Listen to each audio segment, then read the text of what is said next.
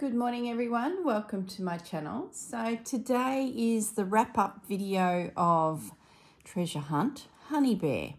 So the last prompt has been revealed, a treasured item.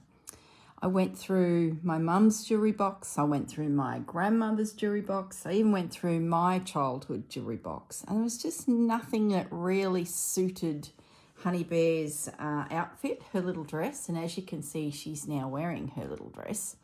And I sort of left it for a few days, thought about it, and it dawned on me that the treasure is actually Honey Bear.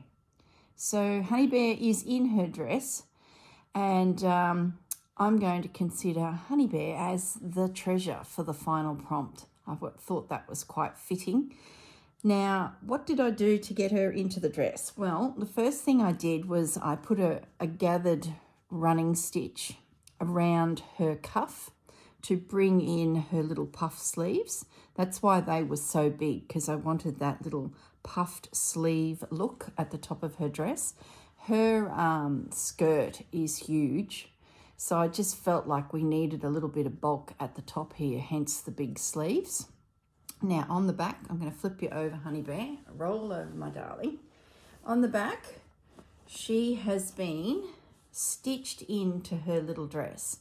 I did look at putting some hooks and eyes through the back here, but in the end, I really loved how slip stitching that seam together, I did it from the inside, has made that lace sit just beautifully on her back, with her little buttons showing. There's a thread there on her sleeve. I'm going to snip that off.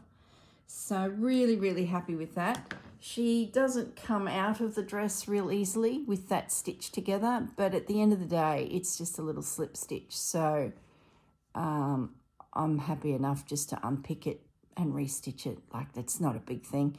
Hooks and eyes would have just given it a completely different look. And I didn't want to do more buttons.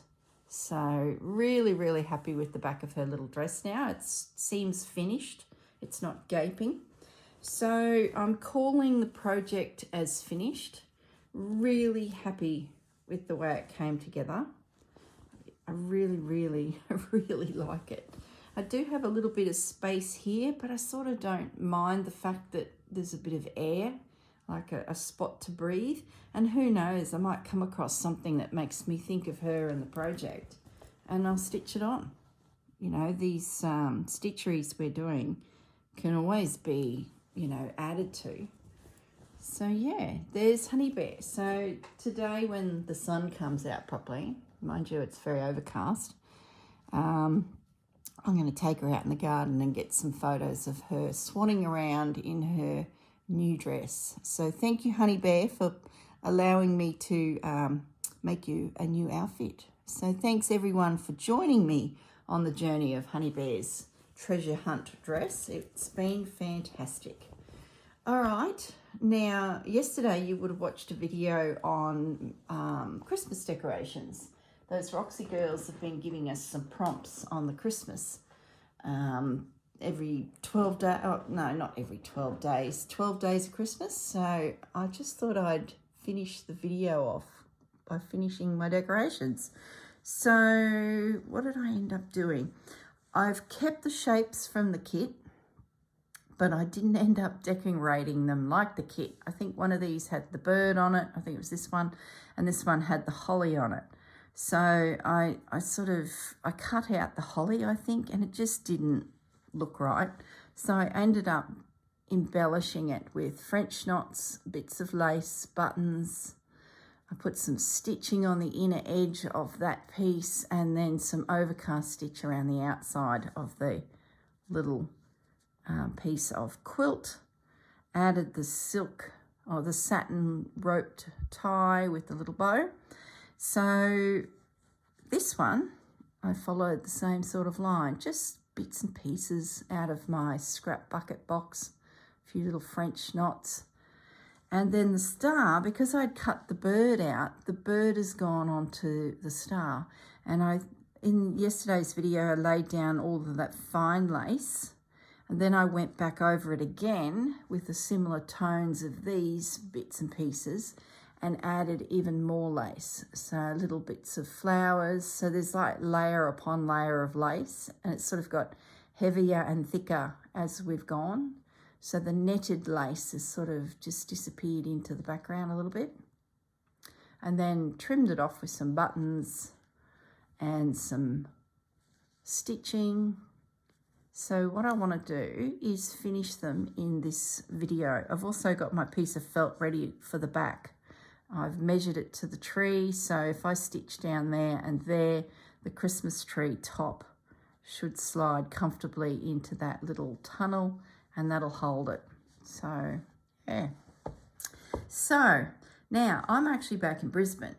I filmed yesterday's video 2 days ago, and then travelled back to Brisbane. I've got a week here to catch up on some tidy up around the place. The garden's gone crazy. So yeah, I'm back in my old craft room, which is great because I wanted to find some beads for this. So yeah, let me just grab a needle and thread and stop yabbering, because I want to get these little decorations stitched, and then I'm going to take them back to Burrum and put them on Grandma's tree. So first of all, Holy Night. I changed it from Silent Night to Holy Night, and I ironed that out and reduced it in size. It turned out it didn't need to be as big. So now I just want to find a thread to stitch it. I had in my head a gold, but I sort of like the idea of keeping it in the colour tones. So yeah, there you go. Best laid plans. Couple sleeps on it and you change your plans. Let's try it with, how many strands have I got here of this cotton? I've got 4. Might just break it down to 3. So how are you all? Have you got your Christmas shopping done yet? I plan to do some today. So for me, today is Friday. For you, it is Sunday. So I'm hoping, all going to plan. I got a lot of stuff done yesterday around the house, and I really pushed it. I had a cousin coming down to stay the night because we were going to the Lyric Theatre, which is our big theatre in Brisbane, to watch a play, and it's about the stolen generation. It's a couple books that have been turned into a play, and the screenwriter, director, producer, Leah Purcell, she grew up in my area. I sort of know her a little bit through being kids in the district. Well, she has put this production on, and my cousin, who works within the Aboriginal community, she rang me and she said, oh, look, I've got a couple tickets. I'd really like to go. Can I get a bed for the night? Would you like to join me? And I'm like, well, that sounds good to me. So the plan was Tanya was going to come down to Brisbane. We were going to make sure we were here in time, hence why we've chosen this week to come back and do a few chores. And Tanya would turn up. We would, you know, head into the Lyric Theatre, just the 2 of us, and watch the play. And it would have been a great night. But, oh yeah, so yesterday, this is what I'm trying to say, Thursday yesterday, I raced around like a mad chook trying to get as many jobs as I could done on my big list of while you're in Brisbane, Corinne, you must do the following, you know, that list. So, and part of it was to do a little bit of housework so the place was ready for a visitor. And I just stripped some bed sheets to give them a quick wash and freshen them up again. And Tanya messaged to say she had the dreaded COVID. And she felt okay, but the day before she felt really lousy, and she thought, oh, it's just end of year, starting to feel, you know, rough, need a break. And then that morning she thought, I wonder. So having 3 kids, she's forever dealing with flus and things like that. So she took the test and it was positive. So she took it again and it was still positive. So she rang me and said, I can't come, I've got COVID. So unfortunately, the whole thing got cancelled. So I thought, oh, well, I've started the day racing around like a mad chook, getting everything ready for a visitor. I thought, oh, I'm just going to keep that momentum up. So I continued to race around like a mad chook and got lots of little jobs done, which was great. Got out to the grocery store and picked up a few special treats for Christmas that I knew I wanted. Like, for example, there's a bakery not far from me that makes the most beautiful fruitcake. I bought it as a gift last year, and then the person that got the gift gave us a taste, and we were like, wow, that's pretty good. So we went back and we bought one for ourselves, and that was our fruitcake for the Christmas period. And oh boy, it was so yummy. And anyone who had a little taste was quite impressed with it. So we were determined to go back this year and pick one up. So we did. And I also grabbed the plum pudding. I thought, well, it can't hurt. There'll be visitors coming and going all over Christmas, New Year. So a plum pudding in the fridge would be nice. So there's lots of those types of little tasks, just sort of, if I have time, I'll do this, those types of things. And I did end up getting the time. And then right at the end of the day, because, you know, the girl just doesn't stop, I said to my husband, you know, the main focus is the garden, because it has just got out of hand, and Pepper and Bandit have just had a whoop of a time. There's holes everywhere from Mr. You-know-who. He's taken to digging worms out of the garden beds, which means the garden bed mulch and soil lands on the patio as he searches for a worm. So there's a lot of that to be tidied, and we had a bit of rain while we were away, so there's muddy footprints everywhere. So I said to my husband, I'm going to go out and start in the front yard just pruning. A few of the plants have really shot up through that summer period, especially because we had a bit of rain. So we've got back, and one of them on the driveway is interfering with the car sort of entering the garage. So I looked at it and thought, right, you're going to get a pruning. And then there's a hibiscus in the backyard that gets a regular prune because it's in a smallish space, so that it just can't get too big.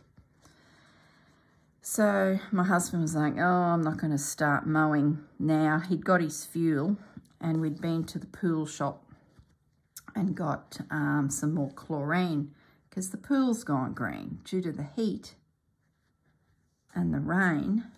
The pool has gone green. So just general maintenance. So he's got his chlorine and he's got his fuel for the lawnmower, but just the day had got away. So he was like, no, I'm going to rest up, and tomorrow will be the day for the lawn and the pool. So I just thought, no, I'm going to go out, I'm going to attack that shrub on the side of the driveway. So I did. And all it resulted in was about 15 minutes of chopping with blunt secateurs, and the handle kept sliding off. And as you've probably noticed on my hands, I've given myself a blister, one there and one there. I did get the pruning completed, and I got 90% of it in the bin for the garbage pickup next week. But I've pretty much now taken myself out. So the hibiscus, I don't know, I'm here for a week, so I'm hoping that my hands feel a bit better in a day or so. And I changed my tool, my pruning tool, to one that's not as vicious on my hands. It's my own fault. I'd forgotten that it was a bad idea. I've done it before numerous times. So I need to go to the idea of forget about the pruning shears, the secateurs, and go to a bigger, you know, where you use your hands and chomp chomp and it's got a bigger blade. But that makes a mess. I like to methodically trim the shrub, you know, where each branch is taken off and then cut into smaller bite-sized pieces so that it all fits in the bin. But if I come out with this bigger shear thing, this chopper, I'm going to just have hibiscus branches everywhere. And then you spend 20 minutes picking it all up because you've just shredded the bush. And it just seems like if you take your time and do it methodically, you get a better result and not such a big mess. But yeah, blisters. So I do apologise if you're looking at my thumb there and going, oh my goodness, that just looks gross. Well, it is gross, but I'm giving it air and I just need it to heal quickly, which it will.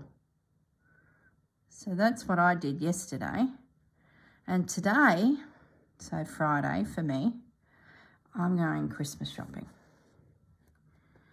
I've got no list because everyone I asked said, I don't know. What do you want? I don't know. I've got a list of names in my phone and I've literally written, I don't know, next to each name. Hopeless. Even my husband, I'm like, what do you want for Christmas? I don't know.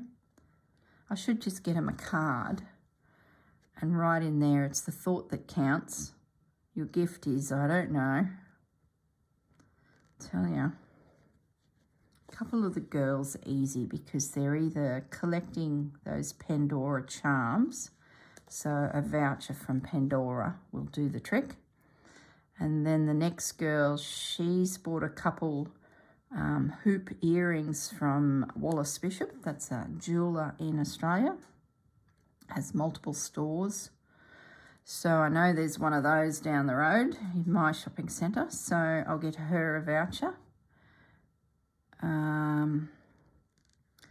There's a dad in there of those girls. I don't know. Even his wife said, I don't know.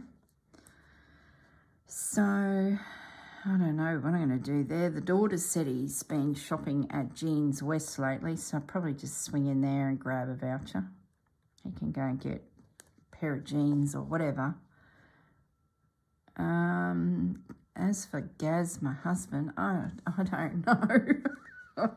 We sort of agreed we wouldn't buy anything. Like, you know, it's like we're not real precious on there must be a gift under a tree or a birthday parcel. We're certainly not precious like that. We've just built a house, like seriously. I think we've done all right for Christmas, don't you?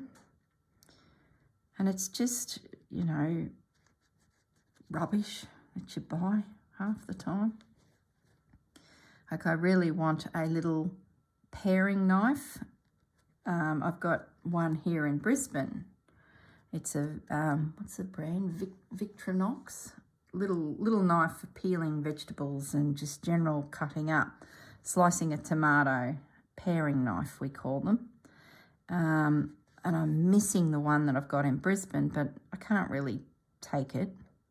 And then our house sitter, pet sitter, Chelsea girl, she won't have a knife.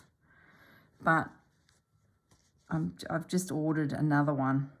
They won't go astray, so I'm actually going to steal her knife, and I'd say by pretty much the second day that we're away, the new one will arrive. So she's got one coming in the mail. I'll take the one here in the house.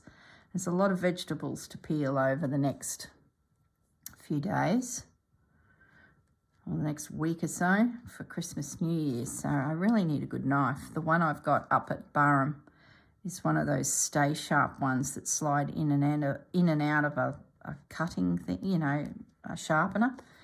And it's not real good, and it's quite large. It's just not, it's the wrong knife for the job, basically. It's an accident waiting to happen, to be honest.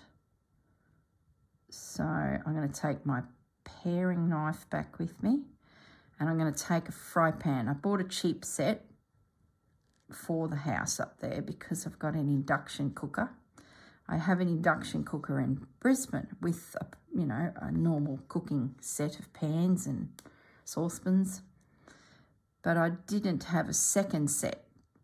And while I wait for the house to be completely packed up and moved up, I sort of was in limbo land of what do I do for a cooking set. And I sort of don't want to spend a lot of money on a new set. So I bought a cheapie set from Kmart. And it's pretty good, but it's one of those non-stick ones. So you've got to use a silicone egg flip, basically. And because it's induction, it is very hot. Just putting a dot on that eye. I just do a little knot. And the silicone egg flip is just disintegrating, and we'll be eating silicone. It's horrible. So I've chucked it. I noticed it the other day and I'm like, oh my goodness, this is no good. Can't be serving up bits of silicone with my eggs. So I'm going to steal the fry pan, the bigger one, leave Chelsea the little one, and then I can use my stainless, because it's stainless steel, I can use my stainless steel egg flip then. So it's all those little things. You've got your kitchen and you're used to using what you use, and then when you're sort of living between two kitchens and one is just set up, just the bare basics, and the other is got everything that you're used to. So it's been good. We've had a few weeks of settling it in so that I'm ready to cater for a heap of people over Christmas. So I just got to take back with me a couple bits and bobs. But it's all coming together. I feel quite settled now. I've got a little bit of craft room in each location. I've got a little bit of kitchen in each location. I've got a couch in each location. So I'm ready for Christmas now. I didn't know how I was going to pull it off. But, we overthink these things, don't we? It always comes together. I didn't think that back in August. But I'm ready. I'm ready for a household of people.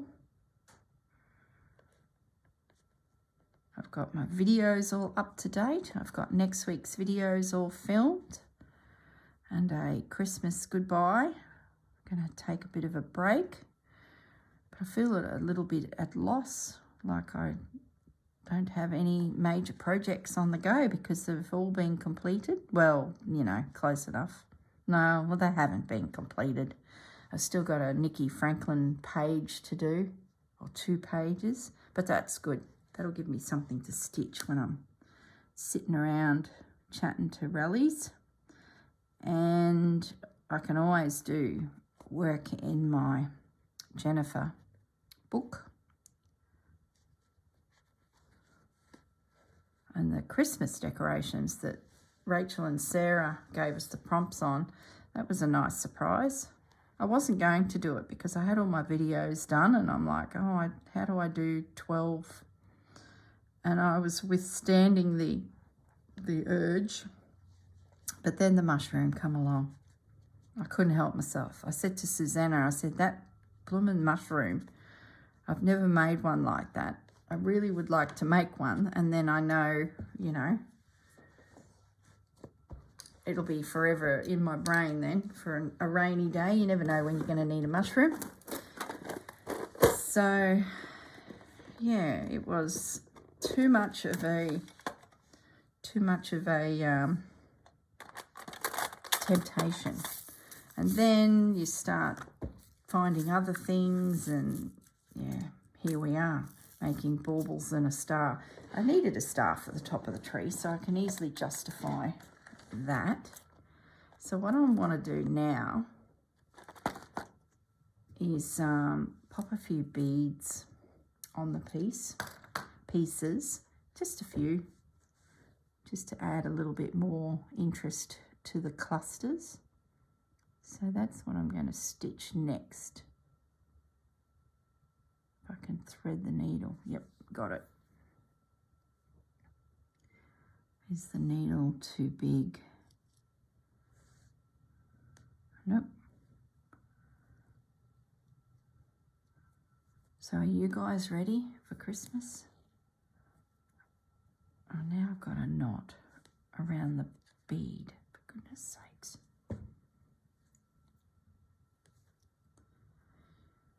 I will be after today. If I happen to find a new blouse to wear, or two, that'd be good, because I'm looking a bit ratty. But I don't hold a lot of hope. You know, sometimes you go shopping, you find just nothing. And then other times you go, you find two or three.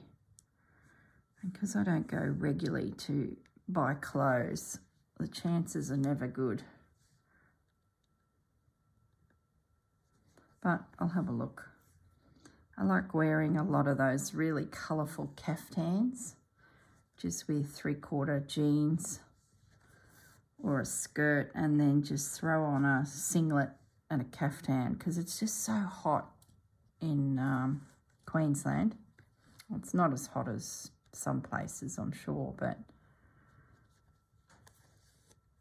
I tend to get hot pretty quick. So by wearing a singlet with something over the top, and I just love the colour. I love the colour. I pick every colour and any colour, orange through to greens to blues, turquoises. I've got no, and if I find a cluster of them somewhere for sale, I usually grab about 4 of them, because they do get pull threads on them pretty easily, especially when you've got a pussycat. So if I can find 2, 3 or 4 of them, I haven't bought any for a few years, so I'm looking a little ratty. Especially when you then go out and trim a bush in the garden, and you know what it's like. So that'd be good. I still haven't found any good sandals. I bought some rubber thongs. I'm just wearing thongs. They're actually doing really well for me, because I've got tiles on the floor in the house at Burrum, and oh boy, did I notice a difference from walking on timber floors for probably about 9 years and walking on a tiled floor. We couldn't put timber down because of the sand. It just would buff. It would ruin the timber. So we had to go to tiles. And yeah, noticing the difference. So at the moment, I'm just sort of slushing around in some rubber thongs. They're really good. Haven't worn them for years, but having that little extra rubber under the foot is making a big difference. So really, real class act. Oh boy, oh boy. The day before we drove back to Brisbane, the retainer wall was completely finished.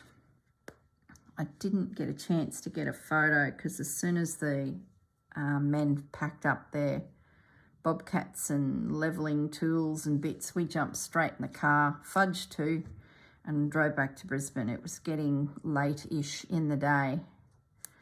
And we thought, oh, we'll hang around until the job's done, and then we jumped in the car and we've come back to Brisbane. So I haven't got a photo to show you, but pretty much it's all done. The wall's built, and the soil in the backyard is completely levelled. So now we've just got to wait till Christmas passes, the New Year passes, and then the concreter will be back, and they will start pouring the slab for Gaz's shed. So he is very excited that he's getting his shed, the man cave as they call it. All the plans are through council, the shed, we've paid the deposit, so that means the shed itself, the metal is all cut and ready for delivery. So it's really now get the slab down, the concrete slab, get all the plumbing in place, because he'd like a toilet out there. Yeah, so that's the next adventure. But Christmas, New Year first. Did I tell you my oven in the new house keeps tripping the power? Well, that was another thing that finally got a plan of attack before we drove back to Brisbane, is the electrician finally came out from the builder. The builder finally agreed that he should send someone because they were pretty much convinced there was no issue because it had been tested and it had passed the electrical certificate. So Corinne must be imagining these things. But when I'd turn on the oven, it would work, but it had tripped the switch. I'd go and turn the switch back on and it'd trip it again and trip it again. So as it was heating and drawing down that extra power, it was tripping the switch. And well, I'm not going to say what I'm going to say then, but then no one believed me in the powers of the building industry. So finally, after numerous emails and escalating it to higher folk, and then me chucking the tanty to say, I really, really want to cook at Christmas. Boys, the girl needs her oven. The microwave is working, but it doesn't draw as much power. And it's a microwave, what do they call them? Combo. So I can turn it into an oven, and that's what's helped me survive the last month, is that I could turn the microwave into a little oven. So that's allowed me to at least cook. Anyway, so their theory was, well, if you can use the microwave and it's in the tower directly above the oven, well, then what's the problem? So with a few little tanties, nothing bad. As I could hear my husband talking to them, I'm yelling in the background, the girl wants to cook a roast for Christmas, guys. Can we get an electrician here to check it? Because something's not right. So anyway, finally, the electrician arrives 30 minutes before we're about to drive back to Brisbane. Where's my needle gone? There it is. And he pops the switchboard off and he goes, there's the problem. The cord or the cable running to the oven tower is the wrong size. It's 3 mil and it needs to be 8 mil, something like that. And I'm like, no, I'm going to swear. I was going to say, yeah, no, I'm not going to say. Anyway, the girl could have told him that, but we had a look at the specs of the oven a week or so ago, and we did the calculations, and we also determined that the circuit is not big enough.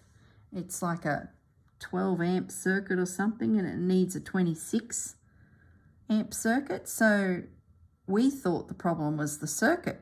So we're telling the chap, the circuit's too small, that's why it's tripping. And he goes, yeah, it is, but he said there's a bigger problem, the wire is too small. So he said I could replace the circuit, but the wire is going to burn out because it's just drawing too much power along that little cable.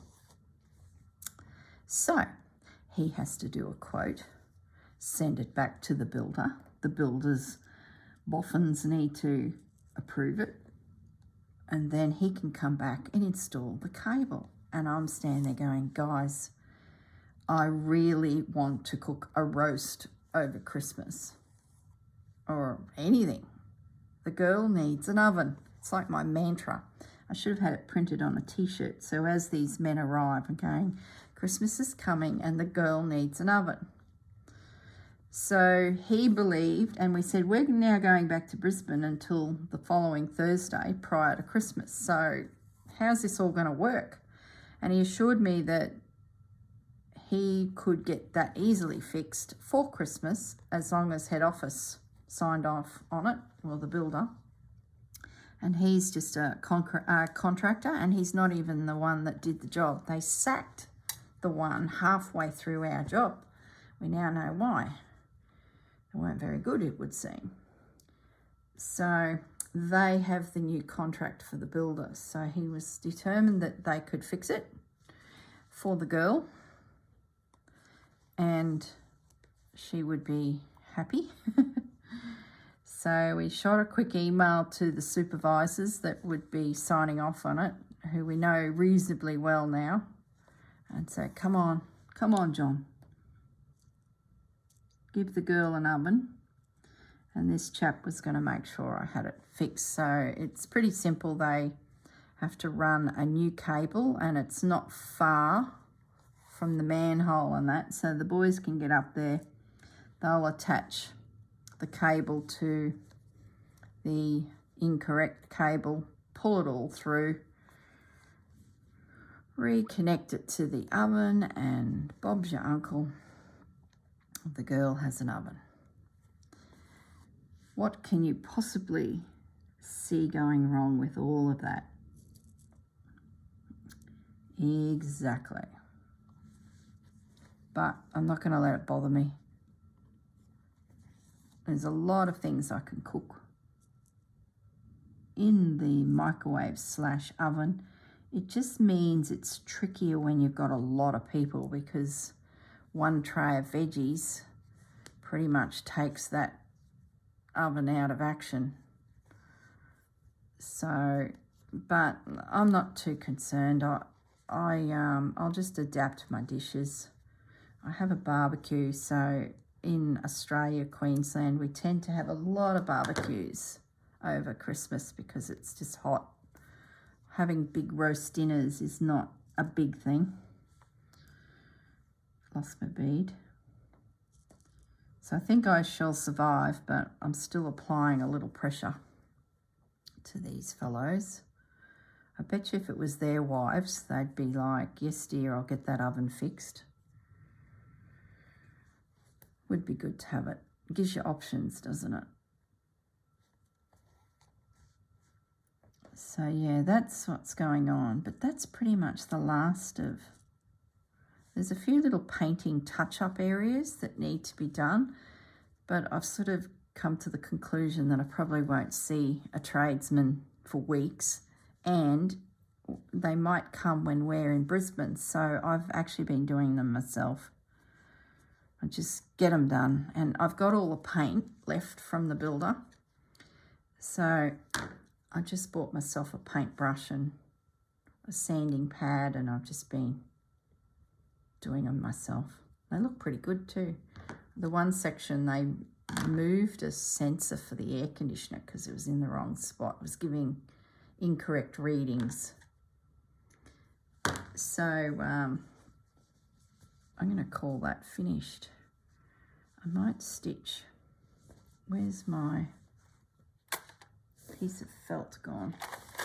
There it is. They moved this little sensor from one wall to another wall, leaving behind some holes. So this chap came out to repair some damage that the wardrobe people did to the ceiling. When they pushed the cabinetry in for the wardrobes, they've obviously had a bit of upward pressure, and there's a tape that they use between the layers of plaster to fill the joints, so to speak. I'm sure you guys know what I'm talking about. We craft ladies know all this stuff. So that sort of came loose a little bit. So the wardrobe company sent out a chap to plaster it, and then a painter will come and just touch it up. And he had on his little trowel some of the plaster. So I was like, oh, can I please have your leftovers? And I went and smeared a few holes, and then he gave me a sanding pad. It was a pretty cruddy sanding paddy, but it was very nice of him. He gave me a sanding pad, and I then lightly sanded it the next day and just brushed on some paint, and I thought it looked pretty darn good myself, to the point where when I looked at it my spot was beautiful and smooth, and just above it, it was a bit ordinary from the actual builder's painter. And I thought, well, if mine looks better than the builder's painter, that's a good thing. So those little jobs are all done. There's a little bit of paint needed on the outside of the house. The front portion of our property has a render which is painted. Ow, blooming needle. And it was missing a little bit of render. It just wasn't finished off nicely because they sacked those guys as well. So the new company came out and they've rendered it, but the painter hasn't been back to actually paint it. Well, I've got the colour. So I was going to paint that while I was waiting for everyone to finish their tasks the day we came back. But I just ran out of time. And I didn't really have a stepladder to get me to it. So I was planning on taking a picnic chair, you know, that you have on your outdoor settings. There's a couple chairs up there. And I was going to stand on that to get to the spot. But all the boys were out the back using the bobcat to move the soil back to the... I'm going to just put a little bit of space there. Yeah, all the men were out the back moving the soil into position, and I was too embarrassed. I thought, here I am standing on a picnic chair. They would glance down the side of the house to the front and see me swinging on the end of a chair on uneven ground, balancing a 10-litre tin of paint with paintbrush design for folk art. Not really, you know, the right brush. It'd do the trick. I used to use it for putting backgrounds on things, so it wasn't too bad. But anyway, I chickened out. I said to my husband, I said, "Oh, wait till all the wise comments are gone," because they would have had a comment for sure. So yeah, I'll do that when I get back, when I have some privacy and I can cart a plastic garden chair out there, put it on the unlevel ground, stand on it like a lunatic and paint the side of the house. It's only a space the size of this bead container. It's small. I just didn't want the heckling. So yeah, that's what I'll be doing when I get back.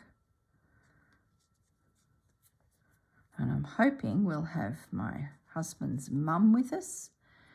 She doesn't really go too far these days, so she piped up that she wanted to do Christmas with us up there. My dad and brother will come across. They're only a couple of hours away. So we were pretty excited when she said that. But I don't know, she tends to cancel the last minute on most things. So I don't know. Spoke to her about 4 days ago and she was showing signs of getting a bit skittish. So hopefully she does. Be nice. And we'll have her for the week and then we'll drop her back to Brisbane, sleep one night and then go back for the start of the new year group of people coming. A heap of Melbourne folk are coming up to visit. I better check the time. I get stitching and just, where are we going? Oh, 15 minutes. That should be just enough. My star is finished. Now I just want to just run a few beads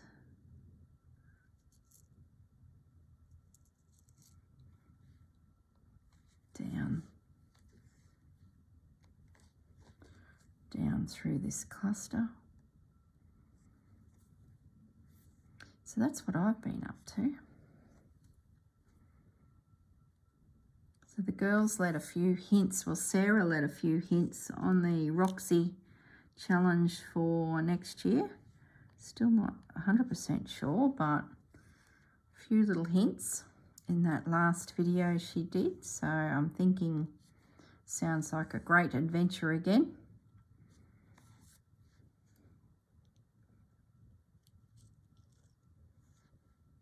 Should stop thinking and just wait until we're told, hey? And we've got Susanna's doing her calendar where you get a prompt image. A prompt, or you can buy at a really cheap price some sketches to get you started. I think January is an ocean scene, you know, where you got the ground leading into the water with scrap fabrics and that. That's over on her Etsy store. But you don't need to, you know, get a pattern either. You could easily hear what we're up to and then go for it. I will be doing the project, probably not all of them. I'm going to pick and choose a little bit. There's a few there that, yeah, not for me. So I said to Susanna I might do an adaptation or something completely different, or so I'll be definitely stitching along with her calendar project. And then Susanna and I have created another project with a monthly prompt I think you'll enjoy. So I won't say anything. We'll wait till the first week of January to tell you all about that. And the first week will be just talking through some of the ideas that we've got for it. Then the second week will be your actual prompt. And then we're off and racing. Can't wait to start that, because it's been in our mind for some time and we just weren't sure if we got enough time to do it, but we do. We're just going to go for it. And there's no pressure if we do as little or as much as we like. It's slow stitch for a reason, isn't it? And we like to have a few projects on the go, keeps it interesting. Stitch the Seasons is still chugging along nicely. I'm going to actually get into that the next few days and film a few for January, and that way that's done. That little guy's finished. I just scattered those beads through. So I'm looking forward to getting back to that and maybe get 3, maybe 4 episodes done. Then I'll be ready for Susanna's calendar, the Roxy Girls, and also the new project that Susanna and I are going to do together. So if there's anything I can stitch and get it, you know, ahead is a good thing. And then I've got a few other little random projects. You know, I always do these little randoms. I've got the gorgeous pattern from Anne Woods of her songbird.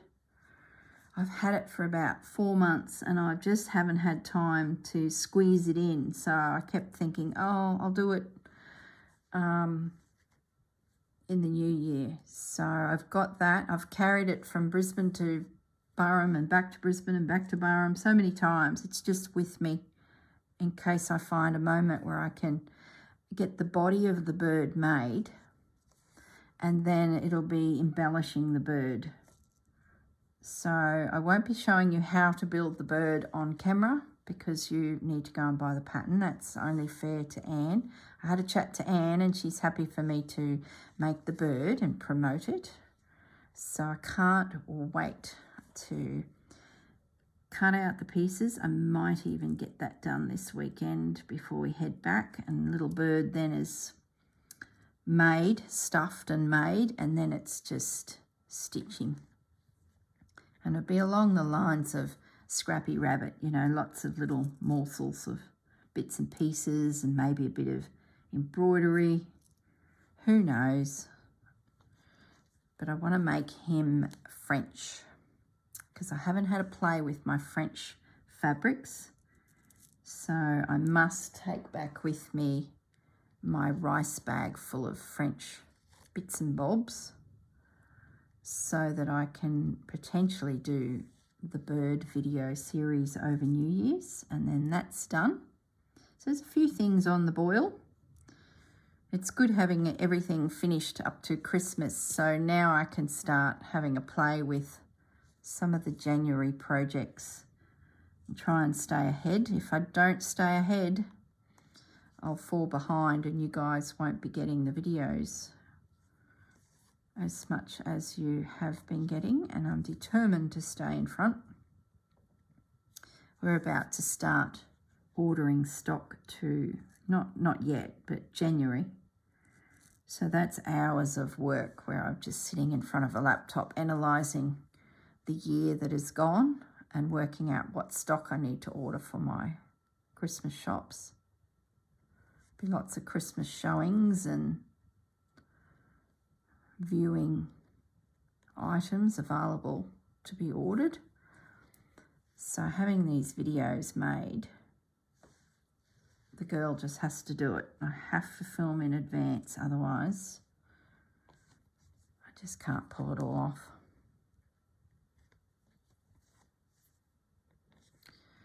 Oh, I think I'm very close. Just a couple more.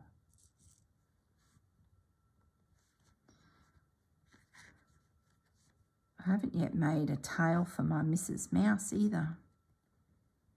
I just ran out of time, so when I get back to Ballarat, I shall make my mouse for my grandma tree a tail.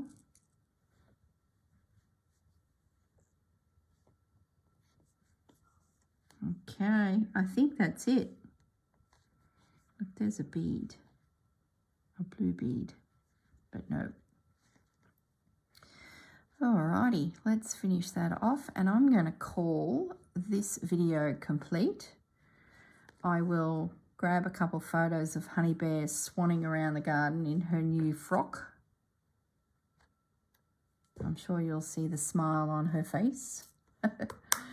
And my Christmas decorations, my baubles, are done and ready for my tree. And I now have a star for the top of my grandma tree. All right, guys, there we go. Thank you very much. And this video, what did I say? I was sliding it in on Sunday. You haven't had a Sunday video for a little while. I've just took the pressure off myself and just doing 6 videos a week, not the 7. So yeah, and then the leading week up to Christmas, you'll see the completion of the scrappy bowl with the little blue wren. My stump work video with all those flowers will be finished. My Christmas angel will be finished. That Susanna sent me that Christmas panel, the dove. And then on the Friday, I've got a goodbye message for the year, wishing you all the best, and a launch of a little project for myself as well in amongst all that. So yeah, and then it's Saturday before Christmas. My goodness sakes, there's the year gone. All right, guys, I shall see you around in the videos. Look after yourselves. Have a great weekend. And I hope you're on top of all your Christmas preparations. And I will see you in the next video. Bye, guys.